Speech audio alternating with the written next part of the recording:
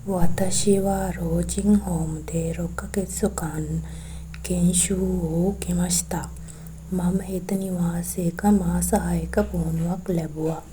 その老人ホームには15人の高齢者の母親と5人の高齢の父親が入居しています。වැඩිහිටි මව්වරුන් 15 දෙනෙකු සහ වැඩිහිටි පියවරුන් 5 දෙනෙකු මෙම නිවාසයේ සිටියා. 私は様々な障害を持ち、支援の必要とする高齢者の方々の介助を行いました。විවිධ ආබාධ සහිත සහ උපකාර අවශ්‍ය වැඩිහිටියන්ට මම උදව් කළා.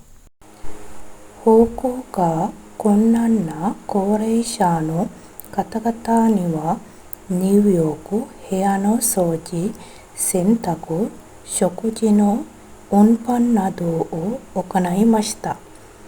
ඇවිදීමට අපහසු වැඩිහිටියන්ට මම ඔවුන්ට ස්නානය කිරීමට, ඔවුන්ගේ කාමර පිරිසිදු කිරීමට, රෙදි සේදීමට සහ ආහාර බෙදා හැරීමට උදව් කළා.